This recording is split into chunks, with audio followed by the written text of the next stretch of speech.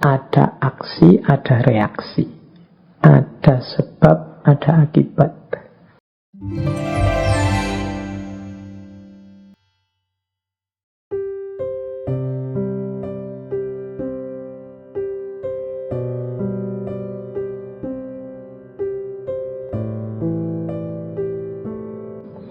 Saya membaca buku yang judulnya Seven Cosmic Laws. Ini teorinya mirip dengan natural law tadi yang nulis William Walker Atkinson.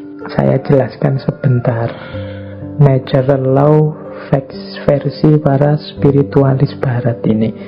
Nanti mungkin teman-teman ada kesempatan untuk membandingkannya dengan spiritualitas timur, termasuk mungkin juga spiritualitas Islam. Yo, malam hari ini kita belajar beneran. Siapa tahu ada kebijaksanaan-kebijaksanaan spiritual dari Barat yang bisa menggugah kita semakin jadi orang yang baik. Nah, Seven Cosmic Law. Ini sebelum masuk spesifik ke arah the law of attraction. Law of attraction itu salah satunya saja. Sebenarnya ada, kalau menurut William Walker Atkinson, ada 7 hukum semesta. Istilahnya kan kosmik. Jadi alam semesta ini ada 3 rumusan hukumnya. Yang pertama apa? Yang pertama ada the law of vibration. The law of vibration itu segala sesuatu itu bergetar. Tidak ada yang diam. Getaran-getaran dalam frekuensi yang sama akan saling menarik. Kegembiraan akan menarik kegembiraan yang lain. Nah, fokuslah secara konsisten terhadap pikiran tertentu, maka akan menarik getaran yang sama. Jadi the law of vibration itu kita ini bergetar terus. Ini menjelaskan bergetar ini mungkin tidak mudah. Kita ini kan sebenarnya tidak diam. Coba teman-teman perhatikan pikiranmu, perasaanmu, intelijensimu, ini kan kerja terus. Ya dari luar kelihatan diam, tapi di dalammu itu kan rame terus. Nah, itu mungkin mudahnya ya, jenis getaran. Engkau sedang berada di frekuensi mana? Mungkin engkau sedang marah-marah, mungkin engkau sedang senang, mungkin engkau sedang gelisah, mungkin hari ini engkau sedang bingung karena vaksin, mungkin hari ini engkau sedang gelisah karena sekelilingmu sedang pembatasan ketat karena pandemi. Mungkin ini kan sebenarnya dirimu itu sedang bergetar. Nah, the law of vibration itu vibrasi yang sama akan saling menarik atau akan menggetarkan energi atau menggetarkan vibrasi yang dekat dengan dirinya. Jadi kalau kita gembira, sekeliling kita akan hawanya gembira. Dan orang-orang yang di dekat kita akan terpengaruh oleh kegembiraan itu. Itu the law of vibration, mudahnya begitu. Jadi getaran kita itu mempengaruhi sekelilingnya. Apa yang ada dalam diri kita kalau kita gelisah atau murung, ini menggetarkan sekelilingmu dengan kegelisahan dan kemurungan. Ini namanya the law of vibration. Makanya kadang-kadang teman-teman kan bisa merasakan kalau misalnya punya teman akrab gitu, temanmu sedang sedih, terus dekat denganmu, dia pura-pura banyak ketawa, pura-pura ceria, tapi getarannya bisa engkau tangkap. Itu the law of vibration. Jadi getaran yang ada dalam diri kita itu akan menarik frekuensi yang sama dari yang ada di sekeliling kita.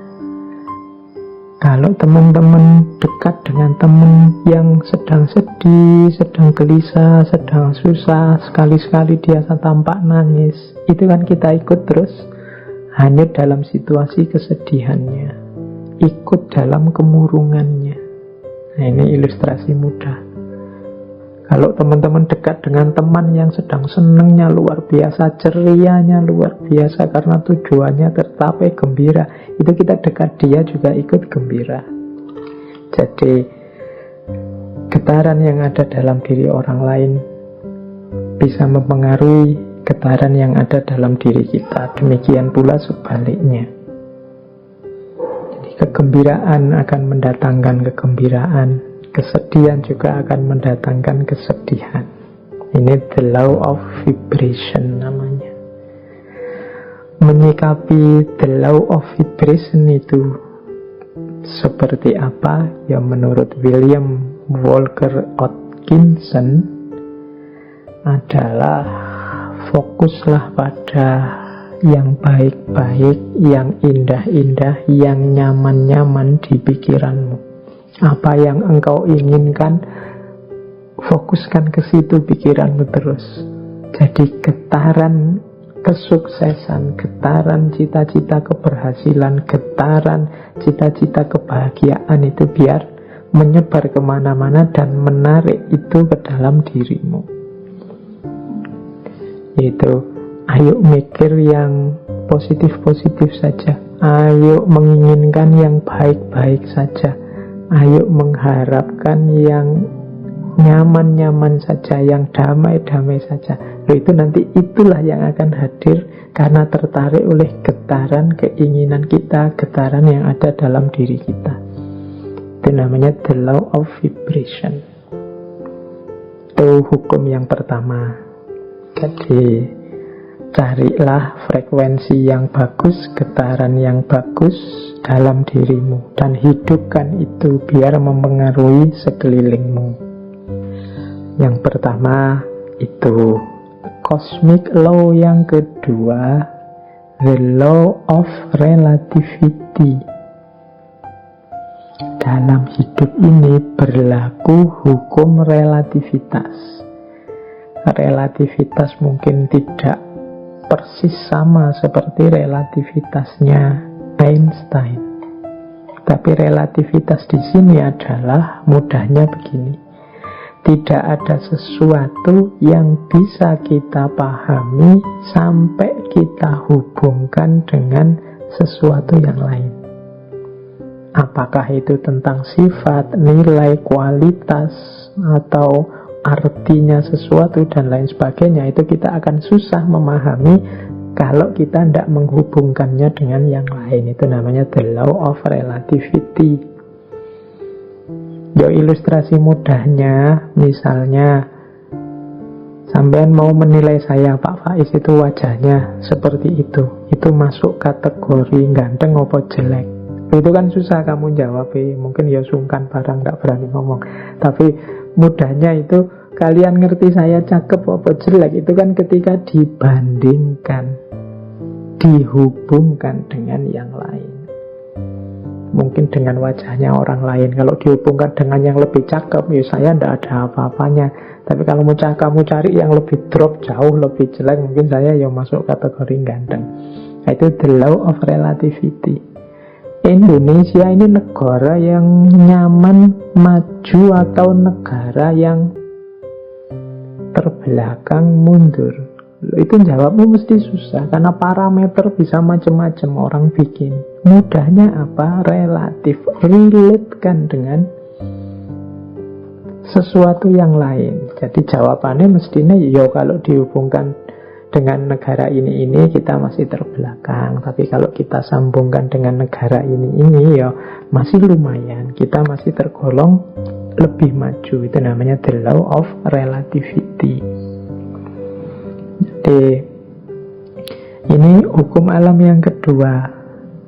Nah, maksudnya apa William Walker ini menunjukkan the law of relativity? Ya, hendaknya kita ini selalu menghubungkan situasi yang kita alami dengan yang lebih buruk atau lebih kurang atau di bawah kita. Tujuannya apa? Biar kita bersyukur. semua kegelisahan, ya mungkin tidak 100% lah, sebut saja 90% kegalauan, kegelisahan kita hari ini itu muncul karena kita merelasikan diri dengan sesuatu yang lain, yang lebih tinggi, lebih bagus, lebih sukses, pokoknya lebih segalanya dari kita. Akhirnya kita tidak mampu untuk bersyukur. Mau bersyukur itu lebih berat karena kita melihat hidup kita ini serba kurang. Kita salah mencari relasi, menghubungkan diri kita dengan apa. Karena tiap hari mungkin engkau melihatnya artis siapa, atau melihatnya tokoh siapa, atau kiblatmu orang besar siapa, itu terus orang kaya siapa, itu terus orang sukses siapa, itu terus, sehingga ketika menengok dirimu yang lahir hanya pesimisme, underestimate, merasa betapa tidak berharganya dirimu dan lain sebagainya, akhirnya tidak bisa bersyukur. Nah, untuk bisa bersyukur, ingatlah the law of relativity tadi. Kalau engkau mau melihat yang lebih bawah darimu, masih banyak. Ada mahasiswa yang sumpek sekali karena semester akhir belum punya pacar misalnya. Dia lupa bahwa dia jadi mahasiswa itu aja sudah kelebihan yang luar biasa. Benchmarknya mungkin temennya. Benchmark itu tempat dia mengukur, tempat dia merelasikan diri, itu temennya yang sudah punya pacar. Tapi dia lupa, dalam dirinya ada banyak kelimpahan, ada banyak kelebihan. Dia sibuk hanya satu kekurangan ini. Ini biasanya karena salah merelasikan diri, akhirnya susah bersyukur. Nah, itu hukum alam yang kedua, law of relativity. Ayo, untuk banyak hal, ya tidak untuk semua hal ya, untuk beberapa hal law of relativity ini kita pakai ya untuk yang baik-baik, sholat, ibadah, untuk tekun belajar. Nah, kita ambil yang level tinggi biar kita semangat untuk meniru yang baik-baik. Tapi untuk hal-hal tertentu kita ambil standar yang lebih di bawah kita, sehingga kita tidak lupa untuk bersyukur. Nah, yang ketiga, the law of cause and effect, hukum sebab akibat. Kalau ini saya tidak perlu menjelaskan ya. Kalau dalam Islam ya ada famay ya'mal misqala dzarratin khairan yarah wa may ya'mal misqala dzarratin syarran yarah. Ada aksi, ada reaksi, ada sebab, ada akibat.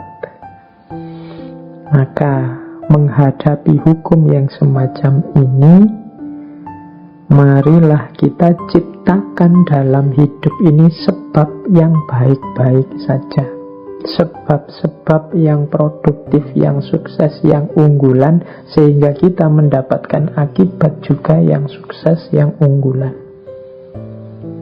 Jadi karena ada sebab, ada akibat. Kalau ingin akibat yang bagus, ya ciptakanlah sebab yang bagus.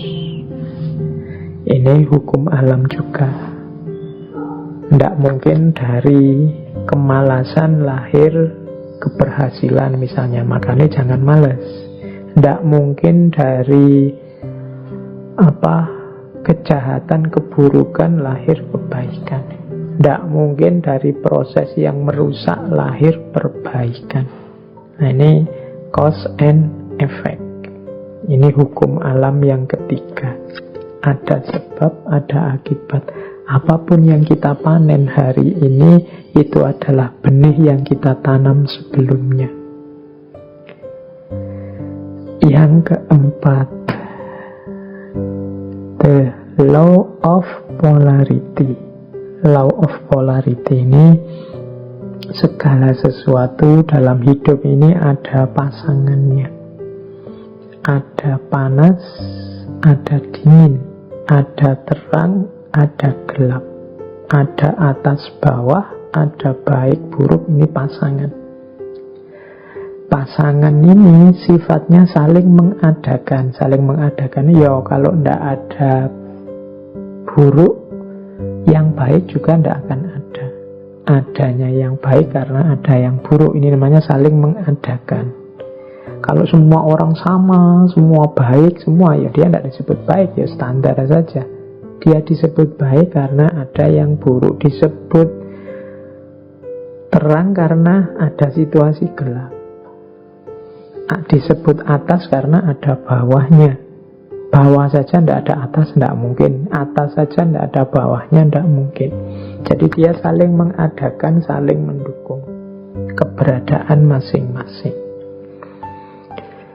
Oke, jadi situasi the law of polarity ini membuat kita nanti tidak mudah melihat satu sisi saja dari sesuatu, tapi harusnya kita melihat secara lebih lengkap. Jadi ada orang baik loh, terus kita puji, kita senangi total 100%. Dia dengan segala kebaikannya. Tiba-tiba dia melakukan sedikit atau satu keburukan. Runtuhlah kepercayaan kita yang darinya sangat cinta jadi sangat benci. Kita lupa bahwa namanya masih manusia, masih duniawi, itu pasti berpasangan. Ada baiknya, ada buruknya. Ya mungkin kadar dan ukurannya berbeda-beda, tapi pasti ada pasangan-pasangan ini. Kita sering tidak siap menerima situasi yang kebalikan dari kenikmatan, kenyamanan yang kita rasakan hari ini. Padahal itu ya berpasangan. Ada enak, ada tidak enak. Di balik kenikmatan, di sisi sana ada ketidaknikmatan. Itu selalu ada. Minggu depan insya Allah kita perdalam the law of polarity ini di falsafah hidup yin yang. Tapi the law of polarity ini juga salah satu dari 7 cosmic law, salah satu hukum semesta. Baik, nanti kita lanjutkan kalau yang keempat ini ya. Yang kelima, the law of rhythm. The law of rhythm ini, hidup ini mengalami siklusnya masing-masing. Hidup ini ada perputarannya. Siang, malam, kelahiran, kematian, kemunculan, kepergian, dan lain sebagainya. Namanya rhythm, iramanya hidup. Nah, segalanya ada awalnya, ada akhirnya. Ini the law of rhythm. Beberapa kali saya ceritakan kan ada kisah sufi, seorang sufi yang punya jargon, ini pun akan berlalu. Mengalami apapun, apakah itu kesenangan, apakah itu kesedihan, pada saatnya juga akan berlalu. Seberat apapun, seperti apapun, termasuk pandemi ini, dia ada awal kehadirannya, pasti nanti ada akhir kepergiannya. Itu the law of rhythm. Jadi kalau kita mengalami situasi apapun, sadarlah bahwa situasi ini akan berakhir. Yang sedang sedih, ingatlah kesedihanmu pada saatnya akan berganti kegembiraan. Yang sedang gembira, wong namanya kita hidup, pada saatnya juga akan ada masalah, dan kegembiraan akan bertemu dengan kesedihan. Itu namanya the law of rhythm.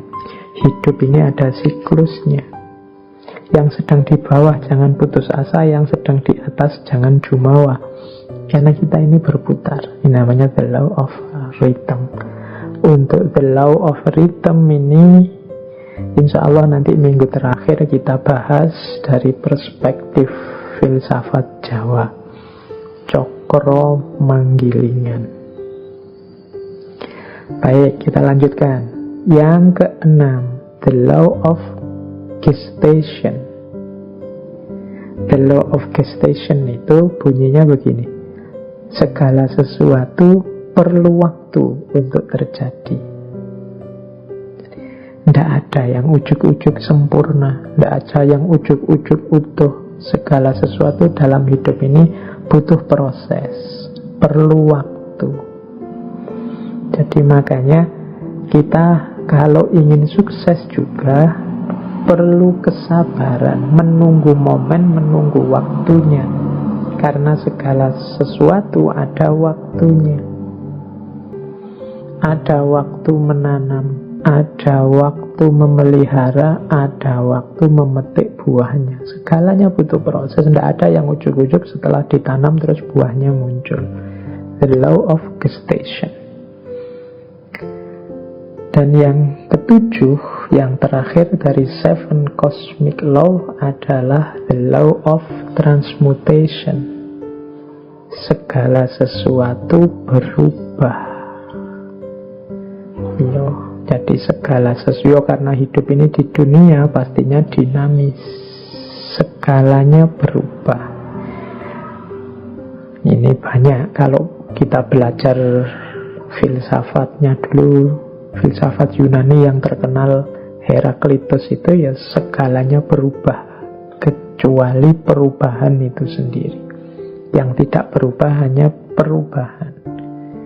Nah, law of transmutation ini menyadarkan kita untuk menghadapi perubahan, merancang dan menyiapkan perubahan agar perubahan yang terjadi arahnya sesuai keinginan kita, membuat kita lebih baik, membuat kita lebih sukses, membuat kita lebih berhasil.